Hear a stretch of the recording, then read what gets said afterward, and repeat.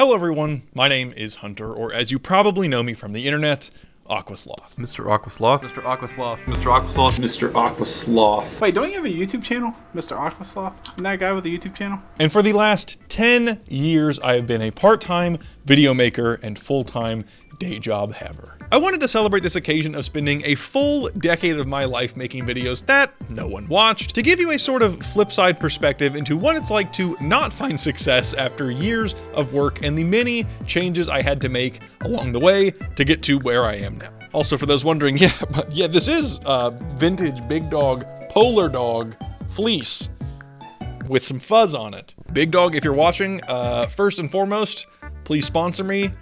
Second and second most, I do apologize for threatening to bomb your headquarters on Twitter. I think I deleted that tweet. That was my bad, pimp. Still looking to work together if you're open to it. This video is also partly to just kind of look back at my tenure here on YouTube and just kind of look at it and see how I've grown as a creator. So I wanted to rewind it all the way back to the very beginning, the inception of what we know today as the Aqua Sloth YouTube channel. At the ripe age of 14, and with my two favorite banes being A Day to Remember and Avenged Sevenfold, I was destined to be a little edgy emo kid. And nothing really drove that point further home than having zero friends in high school. Looking back, it also may have been because I did wear this Skyrim jacket with the Iron Helm hood to school, so I wouldn't want to be my friend either, I'll be honest. In this teenage angst, I spent the majority of my time outside of school either playing games or watching YouTube, and no two channels that I watch more than the now slain giants Rooster Teeth and Achievement Hunter. I think this teenage obsession really started around the time that my family and I moved to a new state, away from everything and everyone that I had come to know up to that point. To fill this void, I would spend hours a day watching every single piece of content that they would put out. Every Let's Play, every Things to Do, every Awu. Dude, I was eating that shit up. So much so that I genuinely planned to go to the University of Texas in Austin to study film just so I could work at Achievement Hunter. That was until I saw the price of tuition for UT and quickly looked for alternative routes in. As some of you may know, two of the core members of Achievement Hunter, Michael and Ray, both got hired at the company through the success of their personal YouTube channels. Mainly Michael. I think Ray kind of got hired through the Achievement Hunter community, but whatever. So, realizing that I cannot afford an $80,000 tuition, my next best option to get in was to just get YouTube famous, because how hard can that be? Turns out, very. Looking back, this definitely sowed the seeds for me getting into YouTube, but we were still a little ways off from seeing the first sprout. Okay, I can't, my fucking hands are too sweaty. I gotta take off the big dog fleece, hold up. Around the time that they started to fall off, which was like 2015-ish when Ray left, I remember I was playing a lot of Skyrim and I stumbled across a video called Skyrim Dragonborn Glass Bow of the Stag Prince. This video was a Let's Play disguised as a tutorial on how to get the Glass Bow of the Stag Prince, which was allegedly the hottest shit since sliced bread, per the thumbnail, which I remember vividly reading, "Getting dat stag swag." The video itself is admittedly pretty mid, and aside from giving me the bow, did little to nothing for me. However, in finding that video, I would eventually get recommended another video by the same guy titled Skyrim Shadow Marks Explained, which was the video that got me to subscribe to some ain't shit 30K having YouTuber named General Sam. Upon doing a deep, and I mean deep dive into his channel, I was immediately hooked on his vulgarity, his lack of censorship, and his willingness to make whatever video he felt like making. This was in stark contrast to the heavily produced, scripted, corporatized videos that Rooster Teeth had been doing the last couple of years, and fulfilled a need that I feel like a lot of channels lose along the path to success,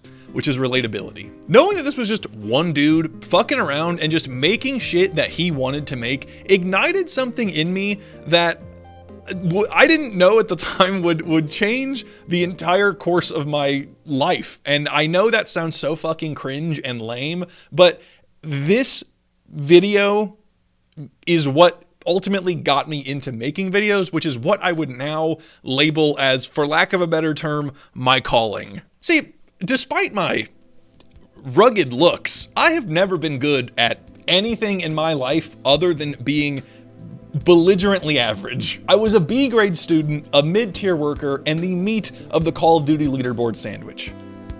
Like the middle, you know, like the the meat of a sandwich. On top of that, I never felt particularly drawn in any direction of my life. I was planning on going to community college for a business degree because that's what my parents said to do. I worked a retail job for 7 years because that's what my siblings did. But nothing really grabbed me quite like fumbling my way through that pirated version of Sony Vegas, trying my damnedest to make the next Clint Eastwood. I created the then Mr. Aqua Sloth YouTube channel on February 11th of 2015 at 16 years old, and assuming time is working itself out, that is 10 years to the day that this video comes out. I spent the first 4 years trying to emulate the success of General Sam, and nobody gave a single fuck, and I could not be more thankful they didn't. The videos that I was trying to make from like 16 to 20 years old were worse versions of an existing and, at the time, ongoing series. Looking back, it is painfully obvious why those Skyrim and Fallout Let's Plays never really garnered any attention, but at the time it was really frustrating to put in hours of work into a video that I felt at the time was good enough for people's attention and get nothing in response. However, if there's anything that those horribly shitty videos did for me, it was give me an absolute abundance of footage to work with and continue to try to learn how to edit. I feel like a fuckboy for referring to goddamn Quentin Tarantino, but I remember watching an interview with him where he was talking about how his first movie he ever filmed was fucking terrible, and they ended up like scrapping the film it was filmed on, like the reel-to-reel fucking film that it was filmed on, and like they made guitar picks out of it. But he was like, what I took away from that is that I knew how to make a movie. Like, you have to make something shit. The message I took away from that is you have to make something shitty to know what to do later. So you almost have to like wade through making 200 shitty videos to finally eventually make one good one. And this is something I feel like a lot of newer channels kind of struggle with, at least from what I've seen, is just having something to work on. I'm not saying you should just record a bunch of dog shit just to have it, but I do feel like if you film something, you know, all the way through and you get to the editing stage, I feel like it's in your best interest to try your best to finish that project and see it through, as opposed to just deleting everything because you think it sucks. When I started working on the first Dark Souls video, I had a completely different vision as to how it would end up compared to what it actually ended up being. But as I worked on it more and more, I just kind of tried to stay open to new ideas and be aware of shit like the pacing of the way I talk and trying to sync the footage to what I'm talking about and the music and shit. I did not ever really add music to videos prior to that one, and when I started filming, I didn't even plan on putting music in the fucking thing. But I feel like with it being in there, it just adds another like layer of the production that I feel like bumps it above, you know, if it was just completely silent and just me yapping the whole fucking time. I do think I fucked up the audio in it, and you can't really hear the music at all. But it was in there, trust me. So if there's any actionable tip that you can take away from this weird ass side rant, it's to see your projects through. Instead of deleting everything because you think it sucks, try to make it not suck the best you can. And if it is beyond repair, which happens, I have many scrapped videos. This video got scrapped not 2 hours ago. But try your best to figure out what made it suck so that you can do better in the next one. So salvage what you can, and if you can't do anything with it, just kind of take note of what you're fucking up. Like if you're talking too slow, or if there's a huge echo, or if you forget to turn your heat off and the fucking furnace kicks on. So after throwing in the proverbial let's play towel, I kind of started to branch out into other types of videos, which is what led me to my first ever taste of success in the 4 years I had been making videos. In mid-2018, I put out a video titled Fallout 4, The Mystery of Michael Daly. In this video, I talk about a holotape that you can find at the very beginning of the game from a pre-war soldier named Michael Daly. In this holotape, he talks about an apartment he's going to on a certain road in Boston that I end up finding in-game and kind of searching the area to see if there's any greater quest or reason for him being there. Spoiler alert, there's not. And by my standards today, that video is fucking terrible, but it did give me the confidence and the ability to continue to grow, because that was my first video to ever break 10,000 views. It was my first video to ever break 1,000 views, and it might have been my first video to ever break 100 views. So with the moderate success to that, I kept making Fallout and Skyrim videos and kind of some Dark Souls here and there, but they were all rooted in this Let's Play-esque funny moments, like improv type of humor, which I didn't realize until way too late is not my thing. But we'll get there in a second. We have one more phase to get through before we get to modern day. So once the dust settled and the channel was back down to its original crickets and frogs, I had about enough. At this point in time, I had poured like 6 years of, well, not really any blood or tears, mainly just a lot of sweat, into the channel and had garnered a grand total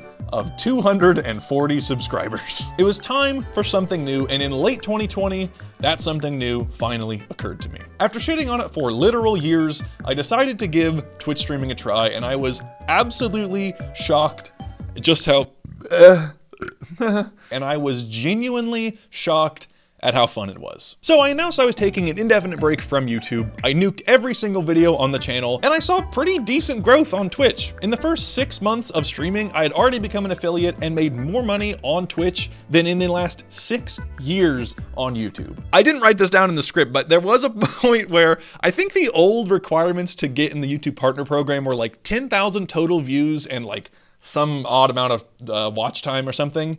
And I was just about to hit that with that Michael Daly video. And I remember they changed it like 2 months before I actually hit the requirements. And it ended up being like 1,000 subscribers and like I think it was like 4,000 total watch hours or something. But I remember them like moving the goalpost right as I approached it. And I was so fucking pissed off. But that was years prior. That didn't lead to me moving to Twitch. So again, I saw some pretty decent success, met some cool folks, made some okay connections, that fizzled out, but the main thing was it was genuinely fun to do. And I went pretty hard on streams for about a year, and as I distanced myself further and further from YouTube, I, for the first time ever, kind of started to miss it. So with a completely unique and never before done idea, I thought, why don't I take the Twitch stream and turn it into a YouTube video? And just like that, we were back on the tube, baby. It was around this time that I was also watching a lot of Yimfa's Dark Souls tutorials and Doug's challenge run videos, which gave me the idea to make up a stupid ass fake speedrun category, which eventually led to the Estes Soup Run. That video is still up in its original state and was the first video I had made since returning to YouTube after my 2-year hiatus. And after just now rewatching it for the first time in a while, that video really does hold a very special place in my heart, simply for the fact that it was something new, like that I hadn't tried before, with the scripting and just the style of editing. And it really just kind of showed me what more I was capable of. Again, up to this point, I had basically only done like Let's Plays and interesting places videos. So even just doing the voiceover parts felt so much more of value and really made it kind of worth watching. I hate just about every video I've ever done, and that is one of the few I can go back to and my asshole doesn't pucker up tighter than a drum. It's far from perfect, but in my opinion, if you haven't watched it, I think it's worth a watch. Okay, so to recap, I started on YouTube at 16 to get a job at Achievement Hunter. They kind of start to suck ass, and I find General Sam, who I then proceed to rip off of for the next 6 years, maybe a little too closely, I'll admit that. I make some videos, no one cares. I stream a bit, people kind of start caring. I miss the videos, we're back on the tube. And that is likely where we first meet you and I. Somewhere in the realm between Yimfa's Can You Beat Dark Souls Without Walking and Papa C's Can You Beat Pokemon the Way Nintendo Intended, I'd managed to carve out this tiny little corner in cyberspace with a little old video about the Dark Souls 1 guidebook. Since then, I've been pretty transparent, I feel, as far as what I'm working on, and pretty much have just stayed the course. I know the successful YouTuber thing to do would have been to yank the whole tit off the cow and milk that motherfucker till it's dry in a month, which is why I said earlier that I was so thankful for nobody watching my videos prior to that one. In my time on YouTube, I have seen so many people pop the fuck off with a certain game or style of video or whatever. They see some success, they continue that trend, and they do see a lot of growth. The problems arise when that trend or game dies, and there is no greater tragedy than the absolute massacre that Rust left behind in its wake. I know I mentioned this in my You Can't Make Everybody Happy video, but that game absolutely dominated the website for like 2 years, and then nothing was left after it was gone until Tarkov. And then you had all the little rust gremlins emerge from their cave, see okay success for like 6 months, and then right back into the hole they went. And while that's fine to do, I guess I don't give a shit what you do with your channel. That's not what I wanted to do. I didn't want to build the Dark Souls guide mansion on top of a foundation made of fucking toothpicks and people that would dump my ass as soon as the series ended. So I took my time, maybe a little too much, but there is visible improvement across every single installment of that series. And once again, it gives me something to do and it gives you something to look forward to in the future. I think that like binge and hustle culture have infected the minds of consumers and creators alike with the idea of like, I have to do this right now all at once or I'm gonna fucking kill myself. And it's like, dude, just what if you simply didn't and you just enjoyed the craft? I would rather weed out the non-believers, the people who aren't here for me now, as opposed to wrangling 50,000 of you that will all leave when the guide series ends. Basically, if you're still here, I'm leading you on. No, but for real, I would rather have less but truer fans than more fans that only want one thing. So if you're still here and you managed to make it this far, I really genuinely cannot put into words how thankful I am that you have let me entertain you these last 10 years. And it truly means the world to me. I'm getting goosebumps on my thighs. So yeah, man, I think that about does it. As per usual, I've been Aqua Sloth, you've been great, and I'll see you in the next one. I stopped my life so I could just be with you. Let's hightail to Hawaii on a plane.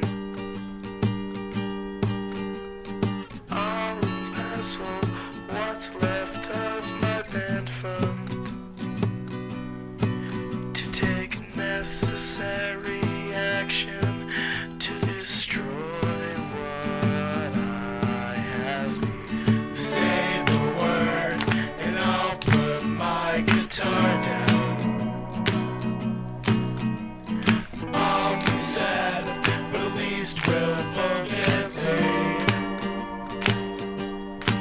'Cause I'm on the F-Steps ambition to nowhere. And I'll probably never see your face again.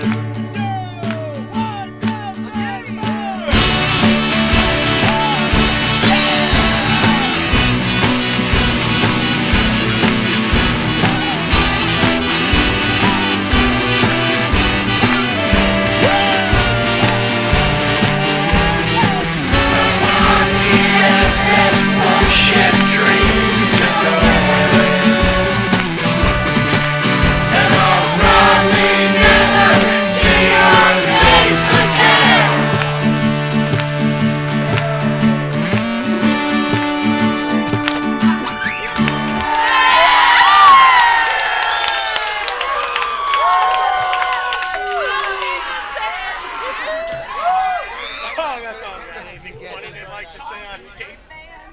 His name, I was like, only a guy with giant Venn diagram nipples where they actually meet in the middle would have a name Mr. Aqua Sloth.